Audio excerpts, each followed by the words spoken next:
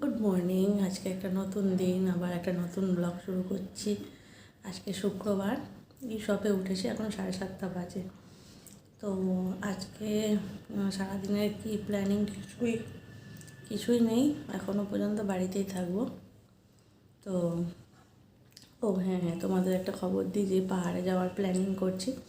প্রত্যেক বছর April May মাস করে যায়, কিন্তু এইবার ভাবছি যে মার্চেই যাব। তো মানে নর্থ বেঙ্গলের দিকে। তো ভাবছি দেখি ট্রেনের টিকিট বুক করতে পারি কিনা। আজকেই ট্রেনের টিকিট বুক করতে হবে, নাহলে আর যাওয়া যাবে না। ওদিকে যা রাশ থাকে, ট্রেন পাওয়াই মুশকিল। তো দেখি তাড়াতাড়ি করে বুক করে নিতে হবে। তো সকালে দেখি আগে ব্রেকফাস্টটা বানিয়ে নিই। আজকে ব্রেকফাস্টে এগরোল বানাবো। তো চলো, কালকে ঘুগনিটা সত্যি ভালো হয়েছিল, অনেকটা রয়ে গেছে, রেখে দিয়েছি, পরে দেখা যাবে ওবেলা, নাহলে কাল সকালে হয়ে যাবে। আর এখন এগরোল বানাবো। তো চলো ময়দাটা মেখে নিই। নুন দিলাম,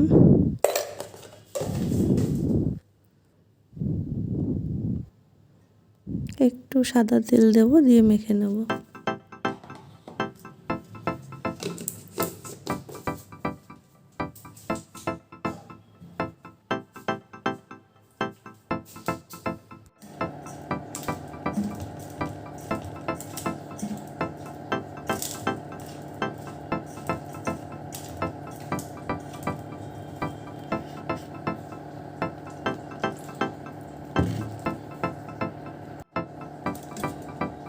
মাখা রেডি।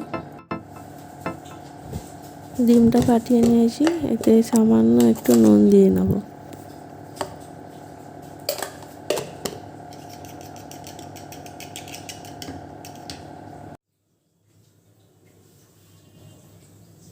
অল্প তেলে ভেজে নেব।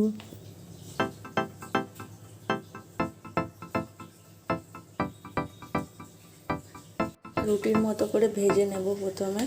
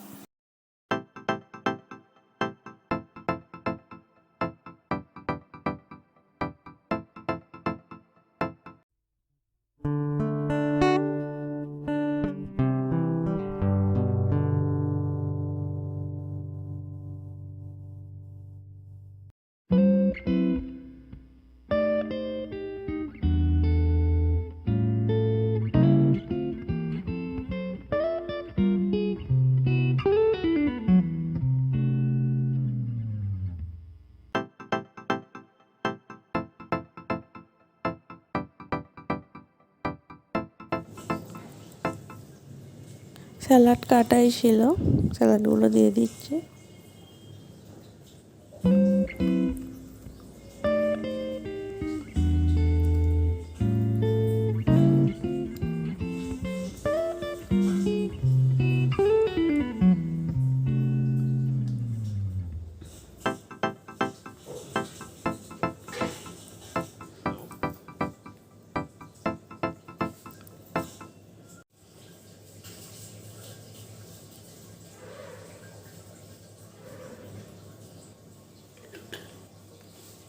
ব্যাস, আমার রেডি।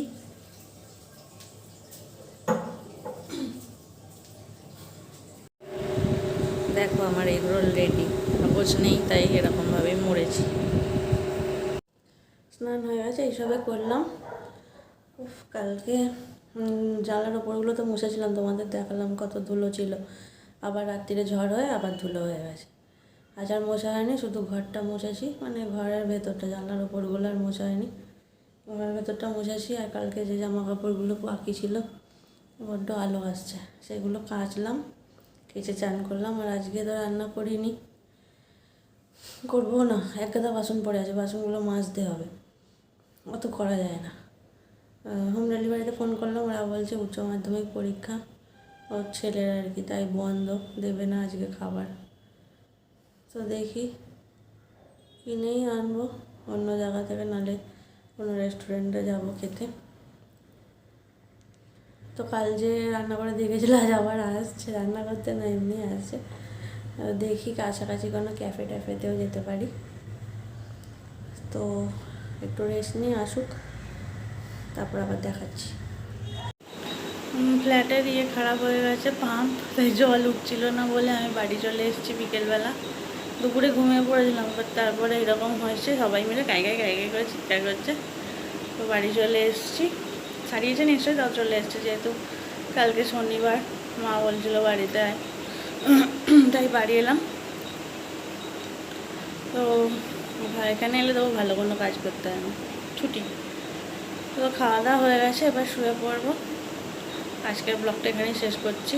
গুড নাইট, কালকে আবার দেখা হবে।